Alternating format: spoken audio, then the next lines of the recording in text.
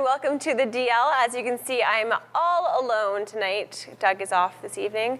But tonight we're talking about, do you know where your food comes from? And that's why we have Matt Gomez of Soilmate coming on the show. I know there's a whole vibe here in the Okanagan with farmers markets and things. People are getting the idea about shopping local and sustainable. But he makes it easier for all of us to do that with his new website, soilmate.com. So he'll be joining us after the break. We also have Painter's Fruit Market, and we have Eastwood Organics on today's show, so stick around. We are now joined by the star of the show, Matt Gomez, because it's all about you today. It's all about my company. It's all about your company today. Yeah. That's good. That's good. Yeah. That's good. You make it about the We, not me. We, not. Yeah, sure. So tell us a little bit about Soilmate. So in super broad terms, Soilmate is basically a tool that you can use to find out who grows, raises, and produces what within a 100-mile radius of wherever you are in North America. So you can find specific products, or you can see just what's grown and raised locally, and then distribution methods, so whether it's sold from a farm, and if so, how you can get there and find timings and all that, or whether it's sold at the market or through stores or through restaurants, so that you can basically support a local grower or rancher or orchardist or the different kind of categories of food, but you can support a local one in a way that's convenient to you as a consumer. Why is that important? I would say important is not a strong enough word. I think it's essential. So there's a whole bunch of reasons, and we're probably going to talk about some of those. One of the biggest is that, it's important to know where your food is coming from and the way it's been grown or produced, because there's a lot of dubious practices that happen around food now, and ingredients, and the way they're treated and artificially ripened, and a whole piece of that. The natural response is, well, we should support local farms then, so that we can buy our stuff from those guys. Not be reliant on other areas. And that's great, and we should do that, and that's what my whole business is about. But we only have that option for so long. The average age of a farmer in Canada is 56, I believe, right now. In the US, it's 58. For every farmer under 35, there's 7 over 65. So unless we start supporting local farmers now, even though we have foreign options, unless we start supporting them now and making it a really viable business to be a farmer, which it kind of isn't, we won't attract young people to come in and to replace the farmers that we're going to be inevitably losing very quickly. And it's not just a matter of a loss of a farmer in the sense of, we have one less farmer and someone else will eventually come in and replace that, but we lose all that knowledge as well. Right. Farming as a skill and as an industry, it has a really slow learning curve, like a really slow loop, because you try something, you record your results, you have to wait a year before you can try it again. Right. And if the conditions are different, how do you know what caused the change and what not? There's hail one year or something. There's a whole bunch of factors. So the learning curve is very steep. Not how to plant, how to till, that's all pretty straightforward, but to really maximize yield and make it a good business as well as just a kind of a hobby. There's years and years of experience that goes into that. And we have those farmers here right now doing that. And they have that experience. So we need to transition people into farming now so that experience can be passed on, so they don't have to learn those same lessons again. Well, you know who could probably help with that? Janae Oliver of Painter's Market is part of the Soilmate community. That's right. And she is young, and you were saying that tons of women at this farm. Yeah, so I don't think it's by design. I don't think they have women only. They don't have biased hiring practices. Young, hot women only. Yeah, that's their marketing strategy. Seriously, it should work. Yeah, no, they have very capable people who are working there. Well, she's a fourth generation. Absolutely, yeah. But it just so happens that a large majority of the employees there are younger women who really want to get into farming. So what I like about that is that she is a fourth generation farmer, and she's a good example for people. Look at this girl. She went to school and did these different things, and now she's coming back. That's right. And we're going to be talking to her later in the show. But it's good to have role models like that in the Okanagan to say, hey, look at this person's doing it. Yep. It's not just people in 50s and 60s. That's right, yeah. And we have a fairly good selection of young farmers in this region. Look at the farmers markets. Yeah, when you go there. There's a really, it's a good community, right? And there's lots of very passionate people in that, and that's great, right? But what we need is more. and that starts really from the consumer side. Right. So we can try and encourage people to go into farming and give them, there's not currently subsidies and things like that, but that's maybe one way. Like, I'm not advocating here, but things like if we were to write off student debt for people who want to farm, maybe Right. that's a way to encourage more young people in. Farming it is. See you There you later, student loan from 2007. There you go. You have to be in a farm for 10 years maybe. Like, there's got to be a commitment level Farm I there. can borrow. Yeah. But no. Maybe you said organic. Yeah, I'm on the wait list for that one. Are you? Yeah, I'm about 20 people down, I think. Speaking of which, though, because you had the picnic at East Yeah. Organics, and there's really interesting programs for people from all over the world who can come and be woofers. That's right. Yeah. So you wanna talk about that? Yeah. So I'm going to mess up the acronym here, but it's something along the lines of worldwide opportunities for organic farm experiences, I think, Yeah. or something along those lines. But the premise of it is that people who want to learn how to farm, they volunteer at organic farms around the world. So it's usually an international program where they come in and they volunteer for anything from a few weeks to some stay months, and they work on the farm and they learn the practices and they get that experience passed down, which is the key piece. Yeah. And then they go off and they travel and they do other things. Well, and- pulling up into their driveway, Yeah. we saw them all working along gardening and That's right. raking and doing all different kinds of things on the farm, and they get to live on the property That's and right. learn about farming in exchange. Yeah. Right. So I think right now they have 2 German couples. I think they have a Japanese gentleman there as well. There's a soccer player from. There's a semi-pro soccer player from Austria, I think he Yeah. was. So I don't know how good he'll be. I mean, they're not as good as England, but Hey, I'm Austrian. that's fine. You're There's just the door. You're just not that good at football. There's the door. Oh Sure. yeah, that's whatever. Sorry, you guys soccer. can be good at Soccer. soccer, whatever. Yeah, we're not that good though. But But people are always talking about, oh, I'm going to live off the grid and I'm going to go, because people are craving that kind of just, For sure. getting out there. And these people are actually doing that. So it's showing that there are opportunities that people want to get a taste of farm life and see what it's like. That's like right. the try before you buy kind of thing. for sure, yeah, Right? because it's not an easy life, right? And it's But were you a farmer growing up? no, the furthest thing from it. I grew up in a town called Luton, or if you're from there, Luton. Luton, and in the south, just north of London. Ironically, I was born in London, but I grew up most of my life in Luton, and I have a lot of family in London, though, and they used to call Luton the farm to me, because they saw it as being in the countryside. It was 30 minutes from London, it wasn't in the countryside. But if you're driving out of town, you could see a field, and there was maybe some sheep there. So as far as they were concerned, that was the countryside. But yeah, no connection with agriculture whatsoever. I don't come from a line of farmers or anything. So you got to Yeah. take me from living in a, Yeah, concrete jungle. concrete, that's the word, Yeah. concrete jungle to now running Soame. Yeah. Where, Well, a few things happened along the way. So one was I traveled for quite a few years. For about 2.5 years, I traveled through about 30 countries and didn't put it together at that point, but started to see how markets and food were central to communities in less developed countries. And thought that was interesting, and took note of that, and saw that was kind of central to community. And then when I moved to Kelowna, I moved straight to Kelowna from my travels. Moved here sight unseen and got very lucky. It's obviously beautiful here.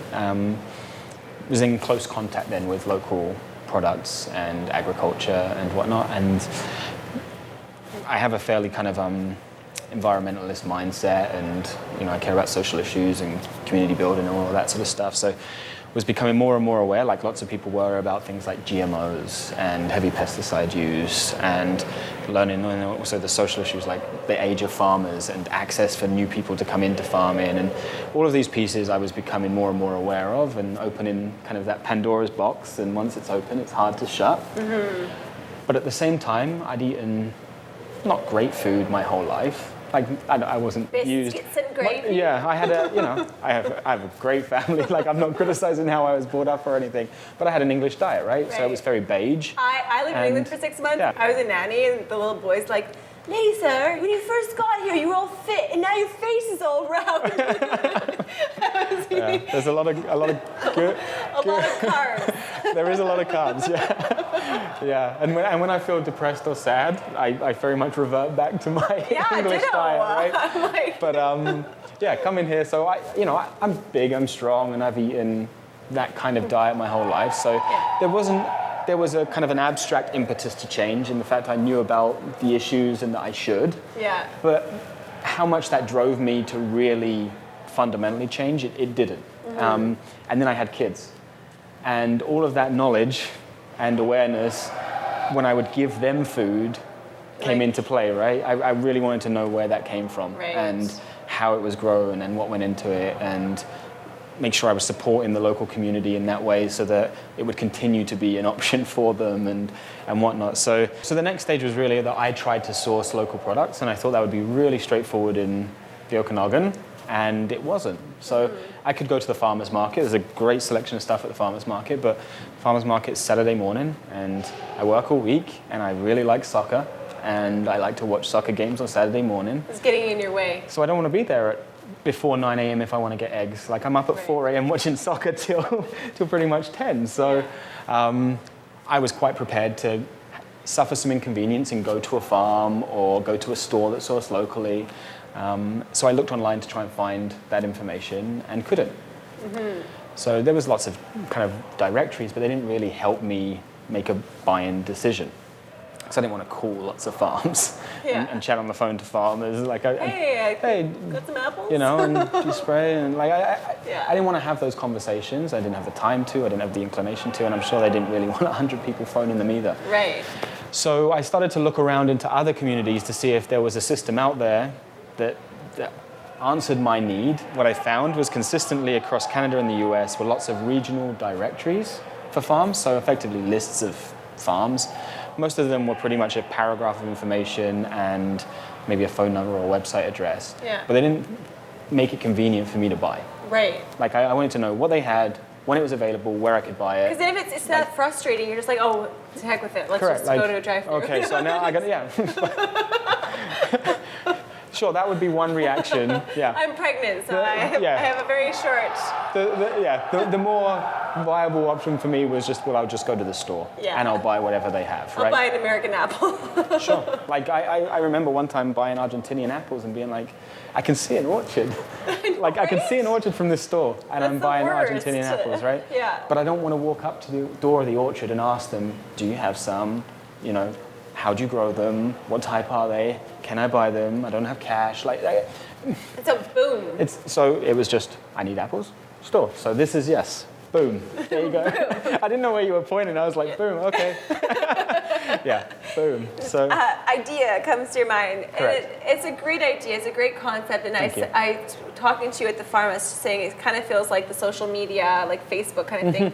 For farmers and consumers, right? And also drinks, it's not just food; it's food and drink. No, it's meant to encompass the whole kind of local food and drink economy. So it's farms, farmers markets, grocery stores that source locally, and restaurants that source locally, but also wineries, craft breweries. There's so many things that you wouldn't even know. The only reason I know some of these things exist is because of this show. Like, we did our show at the Vibrant Vine this summer, and I mean, winery, brewery, cidery, distillery, meadery. Yep. I mean, I didn't even know the word meadery existed. And there are so many amazing local, for sure, all of those things. And that's one way you can use it, right? If you know a specific location you want to go to, you can just look in, see all the different places that are there, and build a trip. So we currently have people building, say, cycling tours in California.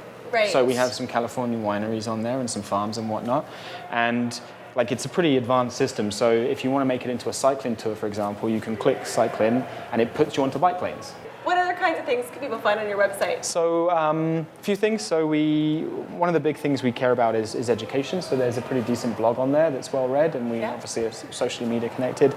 But the biggest thing with it all is just finding the convenient way to purchase local product, right? So when you go to a farm profile, for example, if they sell product online and you want to prepay and to pick up at the market or to go to their farm, you can do that through the site.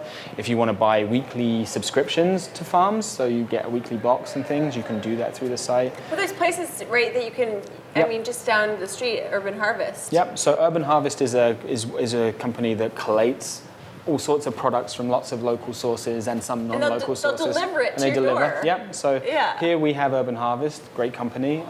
In Vancouver, for example, there's Spud, exact same principle.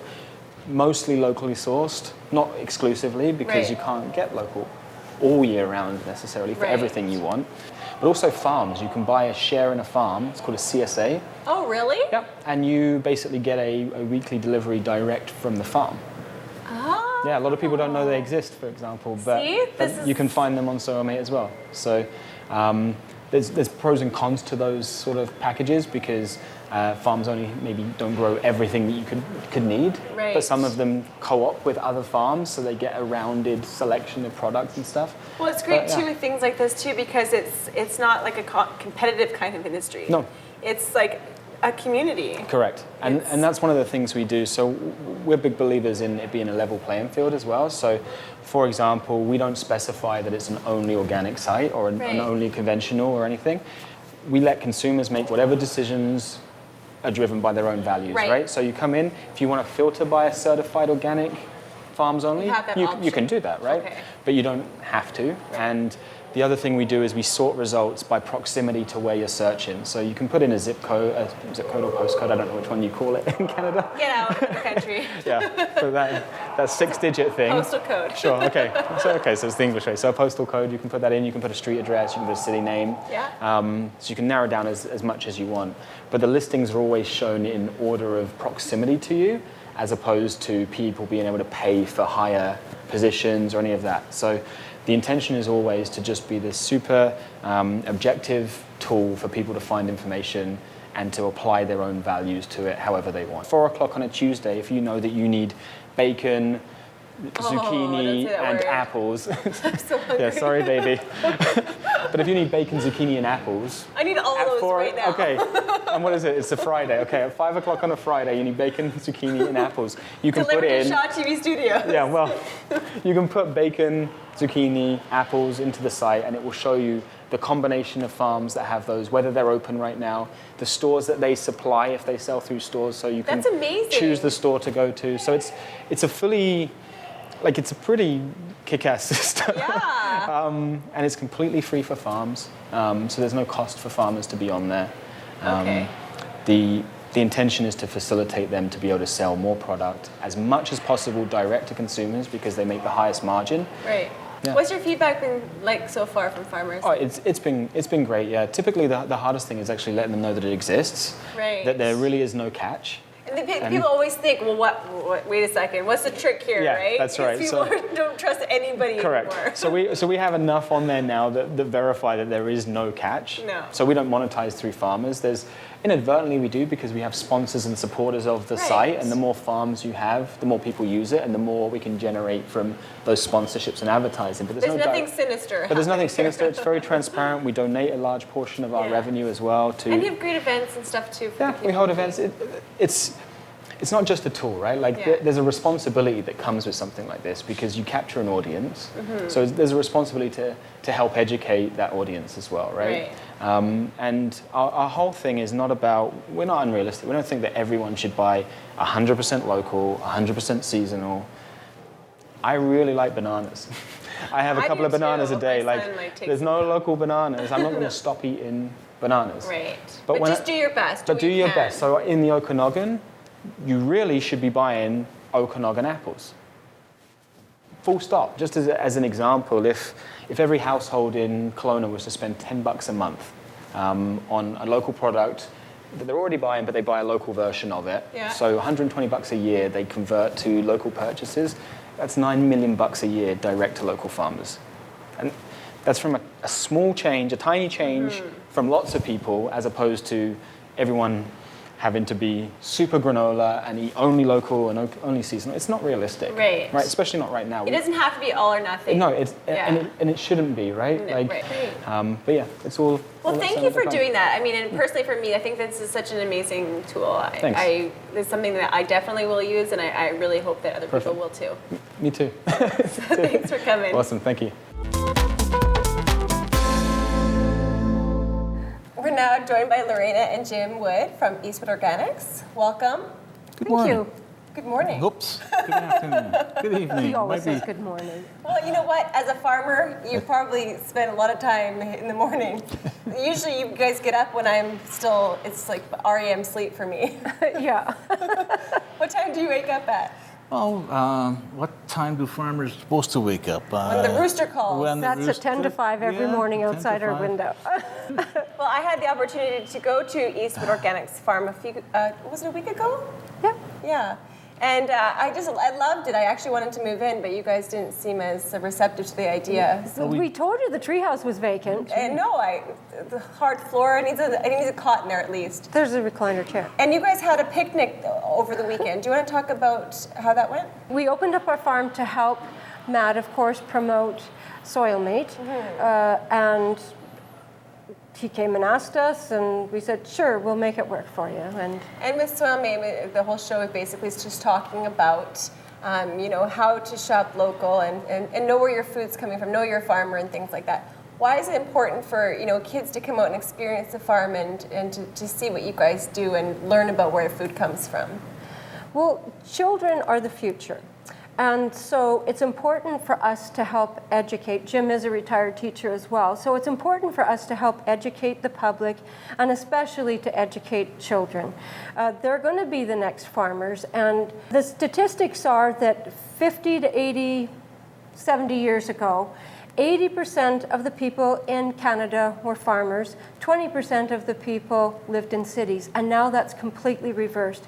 Kids do not have contact with farms, farm animals, growing things, seeing where it all comes Except for from. Farmville on Facebook. Oh, yeah. That's the closest they get to a farm these days. Yeah, so for them to come out to a real live farm, climb an apple tree, swing on the swing from there, see farm animals, it's like going to another planet for some of them. And we just wanted to share that experience. So back in 2007, you guys became an organic farm. That's when we. That's when we were certified. Yeah. Certified, okay. And so first of all, what made you guys make the switch? And now looking back on the way you used to farm versus now, what difference, what changes have you guys made? First of all, the organic farmer probably should be reversed. It should be farmer organic because we still need all of the skills that any farmer needs.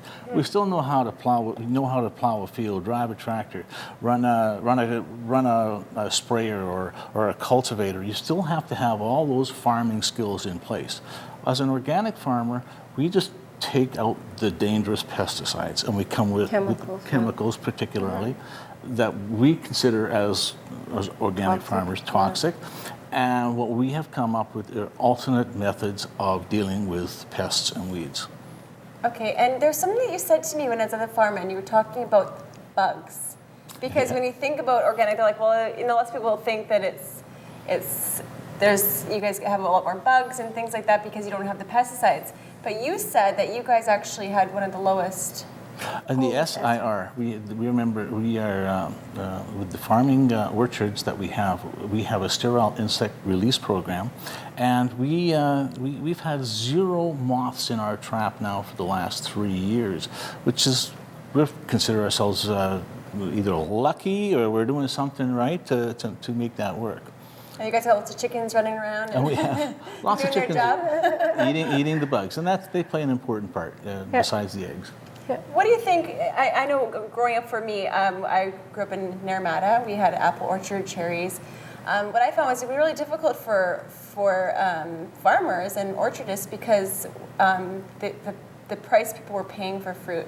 People were getting stuff starting to be shipped from the States, so a lot of our fruit and vegetables were coming from other places when we have, an abundance of fruit here in the Okanagan. What do you think has been the biggest problem for Okanagan farmers and orchardists? The problem is we can get into the politics, which we call Let's. Bit of a sensitive subject. we have what we call I call apple dumping, right? And where we have the Washington apples coming into the British Columbia prior to all the apples being sold that are sitting in the packing houses here. You got all this beautiful, wonderful fruit sitting in the packing houses, and yet when you go to the stores, you see Washington cherries or Washington apples, And How though? How are they able to affect the market so much? well, because they can underscore them, they underprice them, as simple as that. When I went on the BC Ferry, one of the last trips, I go to the snack bar, and there it was, a nice bowl of apples there, and you turned it over, and it's just a Washington apple. And here we are on a BC Ferry. Those are the sort of things that have to change, that we have to make those changes happen in order to for farmers to sustain themselves.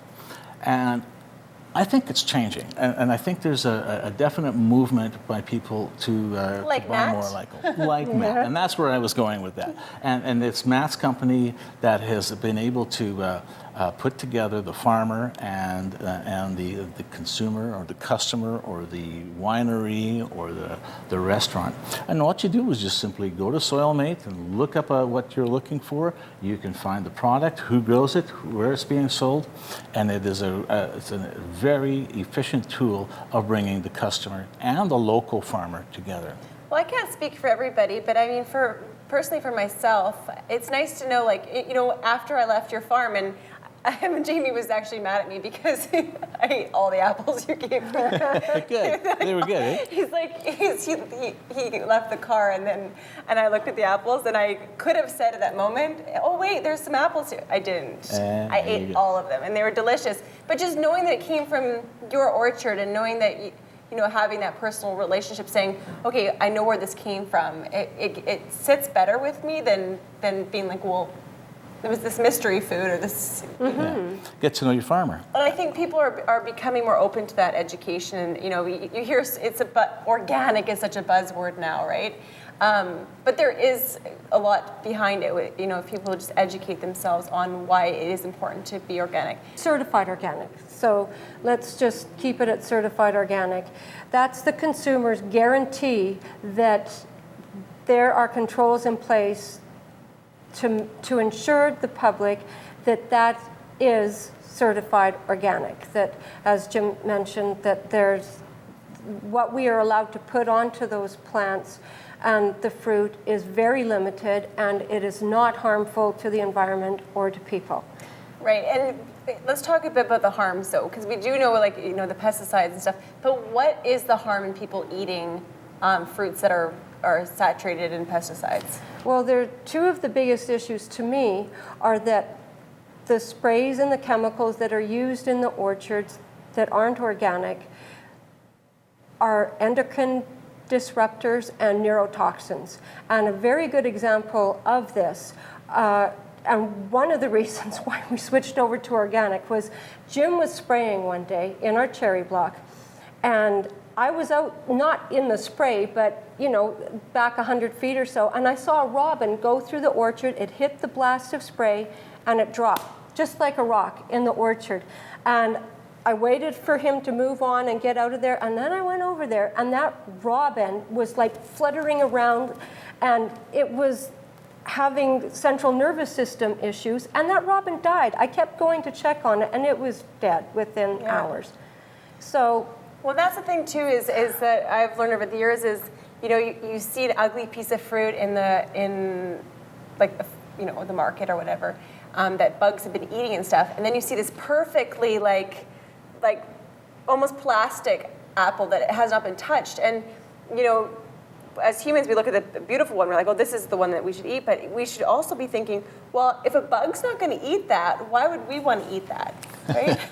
And not to get the wrong information, certified organic fruit looks very perfect No, a it lot of does. the time too.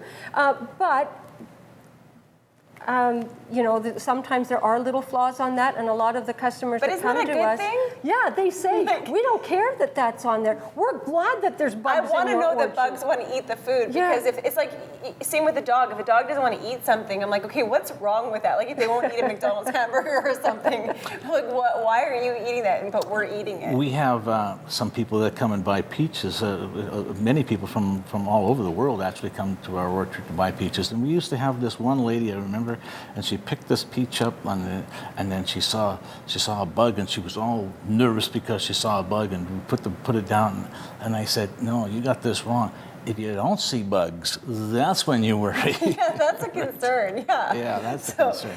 And so, what are some other misconceptions people have with, even buying local? I mean, it's not that big of a difference in terms of prices, and you know what you're getting. So, what do you think is stopping people from buying organic and buying things like Washington apples? And how can we switch that so we can really support our local economy? Well, that's a difficult question. Just to encourage people to go to the local farmers markets. You're going to get fresher produce for sure. Your nutrient value is going to be higher because it is fresher. It hasn't been in cold storage for a week after it's been picked and then transported in the back end of one of the grocery stores here. Right. So, I mean, it's better for you whether it's organic or not, just from the get-go. Well, one thing I learned too, and I don't know like what you guys think about that, but a lot of when we import stuff from other places, it's picked way before it's ripe. Yeah. So all the nutrients haven't had the chance to go into the fruit before it's picked, and then it gets true. shipped, and then it unnaturally kind of ripens, and then we eat that. So it's been depleted of a lot of its nutrients. Yeah. Peaches are a good example of that. When you buy peaches that have been picked, say from Chile or wherever they come, they pick them when they're green, and they wait for them to get soft, and then then they sell them. But They can't transport them when they're tree ripened. There's no way.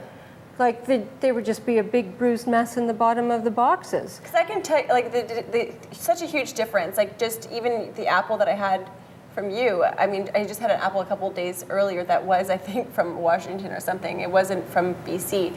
And then when I had your apple, like, it was picked right off the tree, and it tasted like an apple should, often it's what you're not tasting from an organic farm, right? Yeah. Because you're not tasting those inputs that the other farmers are putting on.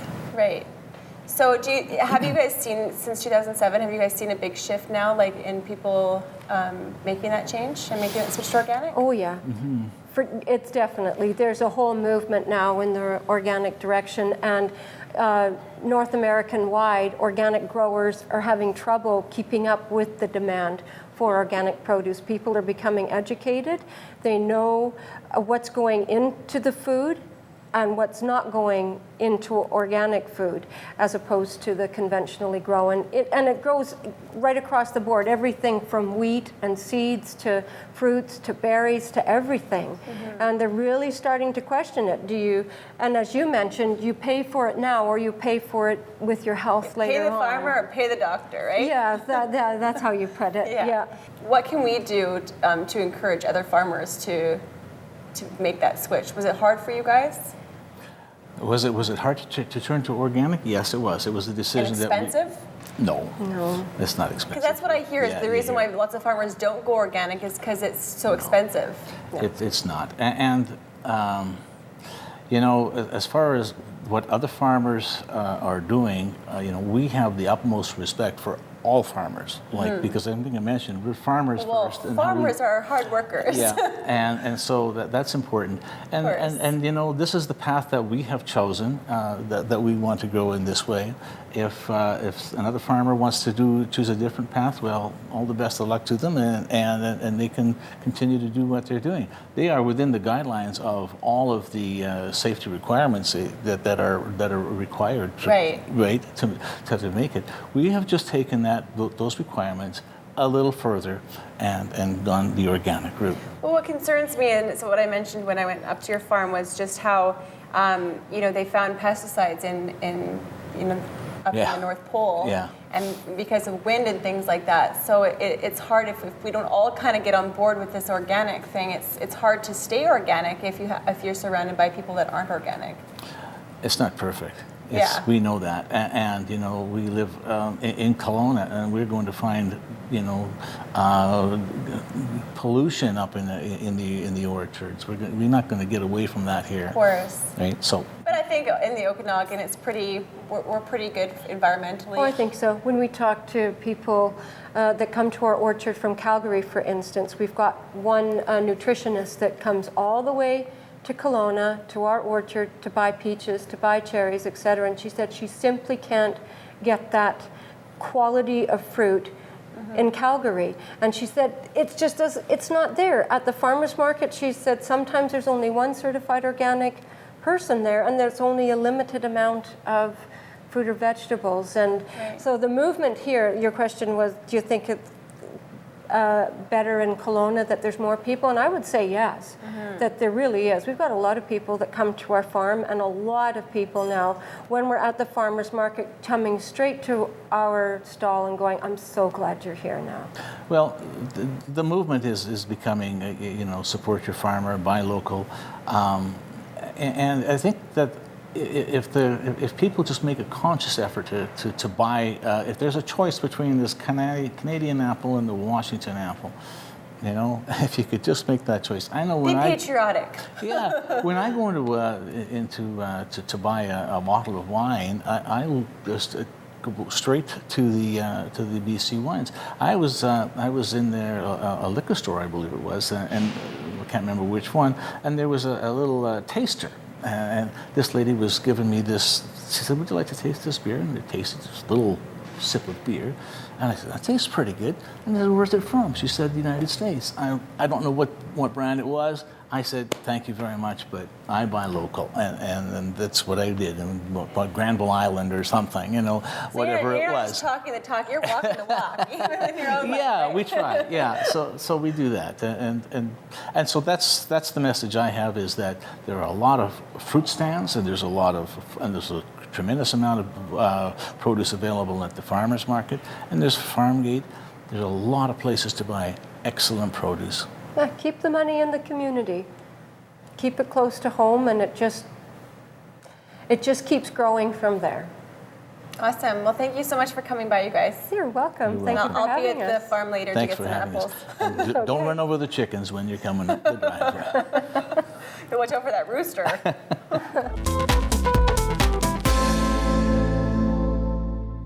We're now two blondes getting together. It's a giggle fest here. We're now joined with Janae Oliver of Painter's Fruit Market. That's correct. She's giving me she's like, it's a fruit market. Yeah. And what's interesting about you guys is that you're a fourth generation. I am, yeah. My great-grandfather started the farm in 1926. We had our first fruit stand in 1951, and we've been farming ever since. So it just got passed down through the generations, and I've owned it since 2007. And what keeps you, because lots of times with family businesses and things like that, you go the opposite, or, Yeah, for sure. I did go to school, and then I came right back to the farm, so. Yeah. And what did you go to school for? Aircraft maintenance engineering. So aircraft. I wanted to fix helicopters. I thought they were cool. Yeah. Now I just fix tractors. Well, that's similar. Yeah, very similar. So take me through a typical day for you. Okay, get up in the morning, meet my garden crew. We normally start at about 6, and we go out there, pick a bunch of vegetables, bring them into the fruit stand. Fruit stand opens at 8. It's open till 9 p.m. at night throughout the summer. And throughout the day, I'm just like picking things, bringing it into the store, making sure the market has everything it needs, and I don't know, just kind of bouncing around, picking stuff. So I don't know if you heard in our interview earlier with Eastwood Organics, but from 1926 to now it's 2015. Yep. Just from hearing from the generations, what challenges have you guys faced along the way, and what do you think? Where do you think we are right now in terms of when people are, understanding about farming and why it's important to shop local? I think it's just getting better and better. Like, people are getting more involved in wanting to know where their food comes from. So I think that's where... Maybe it's because you're so hot. They're like, tell me more about your fruit. They don't want to know about the fruit, honey. Tell me more about these guys. Okay. I'm just kidding. I feel like I can say that to you because I'm a woman. If it was Doug saying that to you, that'd be so inappropriate. He's come by the farm before. Has he? Yeah, he did a... Dirty we Doug. actually went and picked some melons out of the field. Yeah, that was years ago, maybe 2009 or something, yeah. So why do you think... Anyways, so I think because there's so many diseases out there and people are really wanting to know what's causing them, and I don't know, I think it's super important what we put in our bodies every day. So they want to know how it's grown and what's put on it and everything like that. So, What have you learned over the years about why it's so important to, know think- where your food comes from. Yeah, I think the whole local movement, it's just like creates such a strong local economy. I think that's a main thing. And it builds a sense of community I was as well. just gonna say that Yeah. that whole Yeah. togetherness. Like I love going to farmers markets and Yeah, and it's just this everybody there. culture. It's like a great attitude. Like all of our customers are awesome that come in. Everybody's in a good mood, when they're coming to a farm and like seeing everything, and it's just a good atmosphere, I think.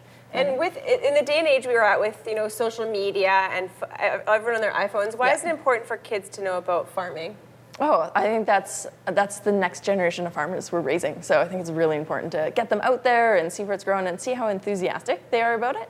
So I think it's really good. We need to get it into the schools and Yeah. get them out to more farms. I mean, that's where Soilmate comes. Did you go to the picnic at Eastbrook Annex? No, I was on the farm. I couldn't leave.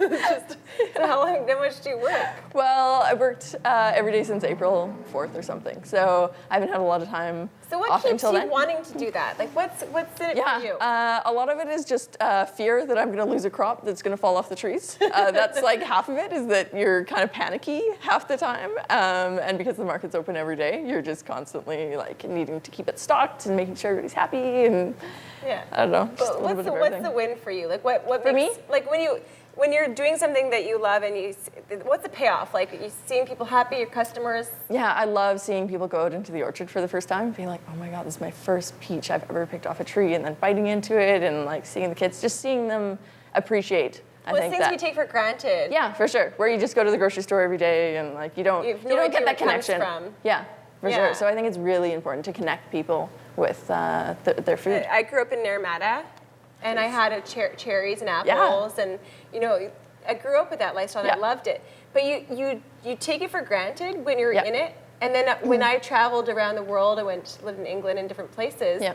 Did you find when you came back to the Okanagan, you had a new appreciation for it? Oh, for sure. Every time I come back, I'm just like, oh, I love this place. This is why I live here. And This then is for why I your do this. customers too, Yeah. just seeing their excitedness Yeah. must make you excited too. For sure. Yeah, it's amazing. So why do you think things like Soilmate's important for? It is so cool to be able to have just a way for people to connect to the farms that they are. So wherever you are, you just kind of put in your location and up pops all of these farms and what they have and the time of year, and you can just access it so easily. And So, what do you guys have? right now we've got apples and pumpkins and pears. Throughout the year, we start with cherries, do apricots and plums and peaches, and we've got a ton of vegetables, garden stuff. So pretty much we want to be harvesting something from the first day that we open the fruit stand in the middle of June, right up until about now. So we have a big mix of everything. I mean, I bet you after this interview airs, you're going to get a lot more business. We're only open This for is 8 more your farm. days. This is For your this- farmer.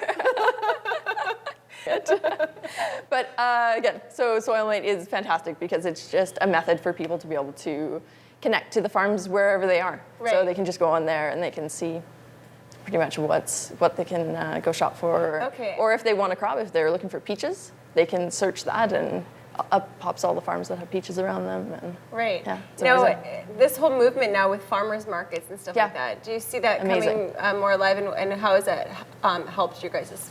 Well, I think people, because of the 100-mile diet and everything, like we've had a Paleo.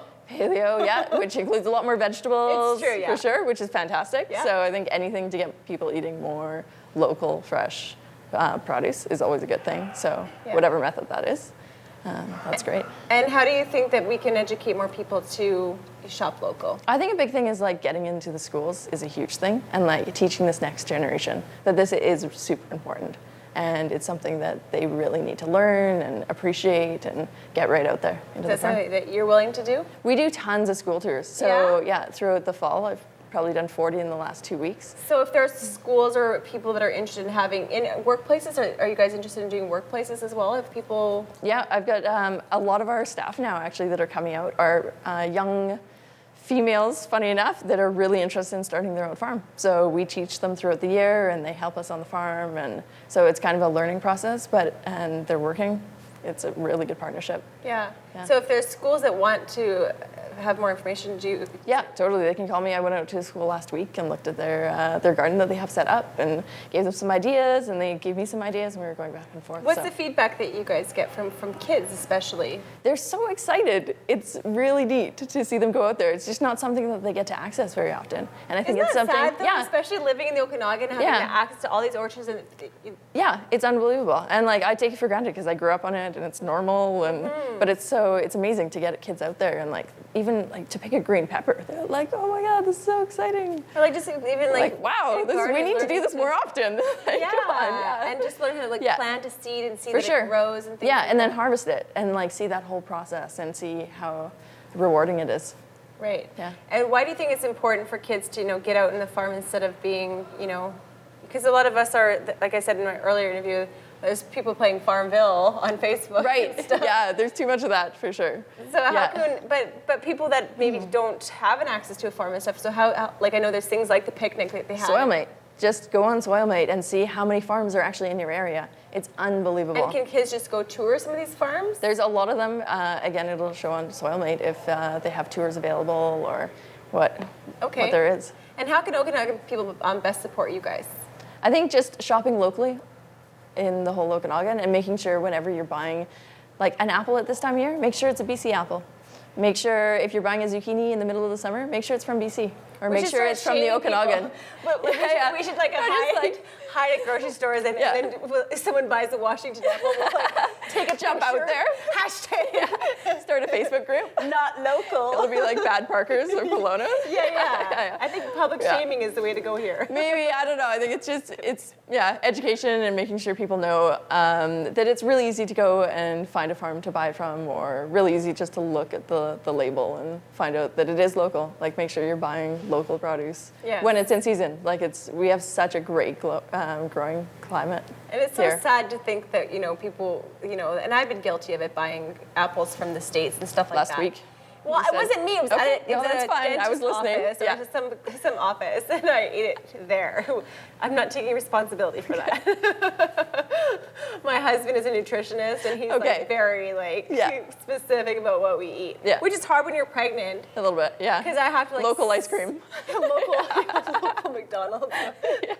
So bad. I have to Didn't McDonald's say they're using 100% Canadian beef? Are they? I thought I saw something on that. Don't promote that. I know, I'm not. I'm vegetarian.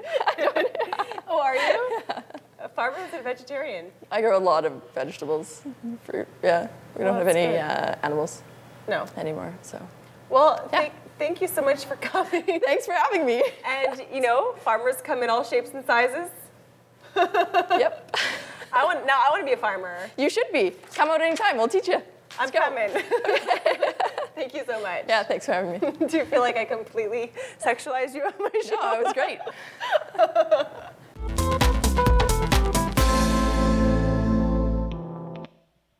I know that in the morning things will change, so I try to match your face to a name. I know that in the morning things will change, so I try to match your face to a name. I know that in the morning things will change, so I try to match your face to a name. I know that in the morning things will change, so I try to match your face to a name.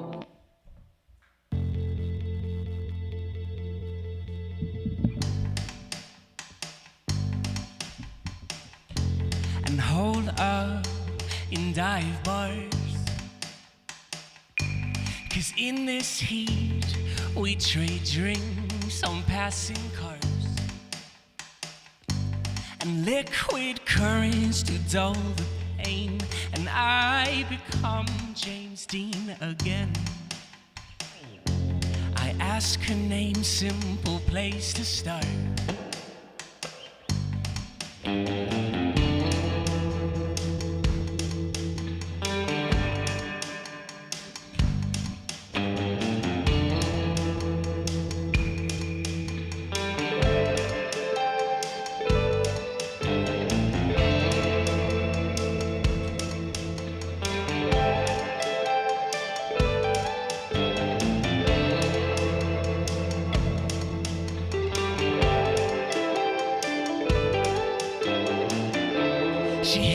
hesitates and eyes betray. Unspoken words, feigning excuses, she'll disobey. Electric shock and shiver high, and I found faith in summertime. She takes my hand and we slip away. I know that in the morning things will change, so I try to match your face to a name. I know that in the morning things will change, so I try to match your face to a name. I know that in the morning things will change, so I try to match your face to a name. I know that in the morning things will change, so I try to match your face to a name. Whoa, oh, oh, oh. Whoa, oh, oh, oh. Whoa, oh, oh, oh. Whoa, oh, oh, oh. I know that in the morning things will change, so I try to match your face to a name. I know that in the morning things will change, so I try to match your face to a name.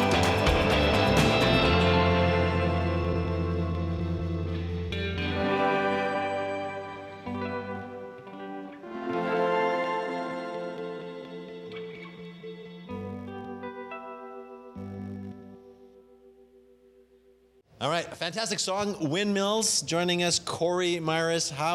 What was that song? That song was called Face to a Name. Face to a Name. Face to a Name. It's the new single. This is the new single, Yep. right? Because you have a new CD that's coming out. I do indeed.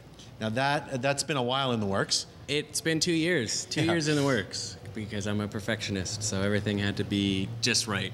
And now finally it's coming out, so I'm extremely excited about that. Now it's funny because when you're doing your music live, we just saw you've got all these pedals and loops and everything, and for a perfectionist that must make you crazy doing it live and having everything be. You have to do it just so. You can't stop a concert. Exactly. And I have messed up to the point where I've had to stop songs in the past. It's just, I don't know, there's something about it. The limitations really drive me, and I like that challenge. So it's, especially being solo, it's a nice challenge to myself to put on a good show, the best show that I can, and then know that at any time I can't get cocky because it could all go horribly wrong. And sometimes it does. So, We don't know what that's like. No, not at all. We do everything perfectly. It happens to the best. Can't relate at all. Gong show. Tell us how you kind of got started. For sure. With this kind of musical. Spent a lot of weekends alone. No. Well, yes.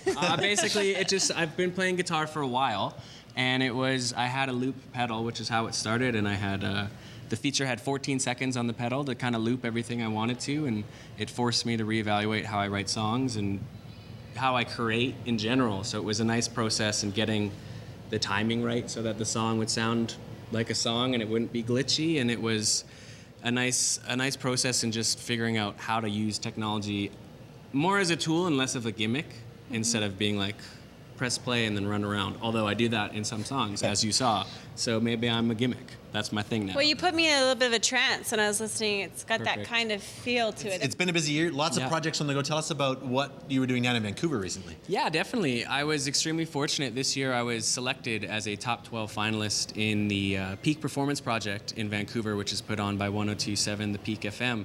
And what it is basically all the bands in BC that were eligible applied. There's something like 400, and they picked a top 12. Wow, well, congratulations there. Yeah, it's a little, That's it's amazing. terrifying when I think about it, so I try not to. On a personal level, it was kind of human to human, not like we're up here and you're down here. So it was this unreal opportunity, and at the end of it, there's a chance to win a bunch of prize money to go towards my artist development and further musical career. And a cool concert at the Commodore, concert, which, yeah. I mean, Which would be huge because they always sell out. But I'm almost more excited. I have my showcase at Fortune Sound Club on the 15th of this month, and Right. it's not only the last showcase of the year of the Peak this year, but next year they're moving to Alberta. So this is the last Peak showcase for BC. wow. Until who knows when. So it's the pressure. I'm trying not to think about it. Yeah, Because you I'm know. just gonna lay on the stage and Yeah, you and don't weep do that. while I play. So that could be dramatic. That could be my new thing. Could be your new thing. be a new Windmills, it'd be like Crybaby. You could change it. Exactly. It could be a new gimmick. when was it validating for you? Like when you knew that what you're doing was. It's crazy. There's always little points of validation that surprise me. A fan from Spain sent me a YouTube video of him covering one of my songs. Wow. And that was, I mean, to have someone put the time in to learn my songs, and it was particularly one that I don't play that often, so it was a nice reminder, and it was just, English was not his first language, and for him to take the time to learn the song and learn the words and then sing it in front of an audience, it wasn't just him at home, it was like a performance that he was doing. Wow. So it's just That's little things like, validation. it's crazy to think that my music is making an impact on someone's life, small or large. I constantly get emails or letters from across the globe, and I don't know how they're hearing my music. So that's the beautiful thing about the internet is They're I watching can, Doug and Lisa's show. Yeah, that's legitimately where 100% of my new revenue and Since you've never been on exposure before. will come from this show. So you just validated my career, I think. So if people want to find out more, support, buy your CD Yeah. and support the cause. Yeah, so right now, 25% of everything I'm raising through this campaign online and just in general is going to the fund. And after that, I'm still going to work with them and help out. But if you want to find out more, you can find me on basically any social media platform. And Just for Kids, they have a Facebook page, and they're set up online. You can find them as well. And if you want to get involved, you can get involved and contribute and help change some kids' lives over the course of the winter. We're going to wind up with one more song. One last song. What are we going to play? We're going to hear Shame. Shame. Yes.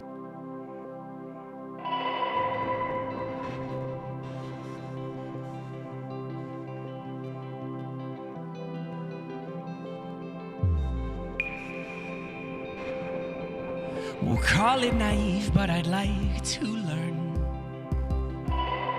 how your love can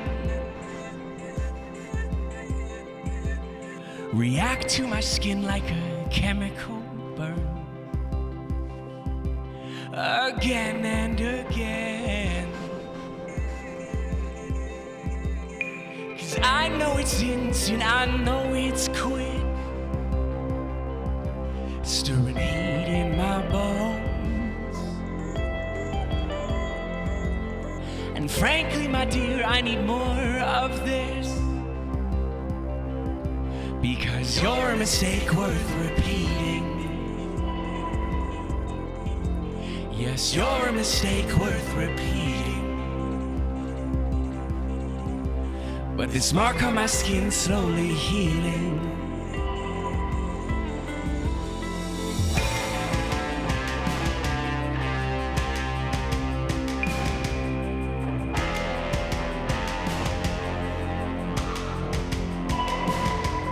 So let's make believe that this burns a mark.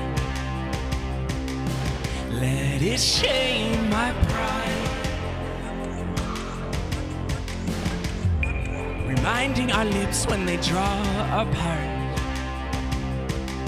Sometimes good won't mean right.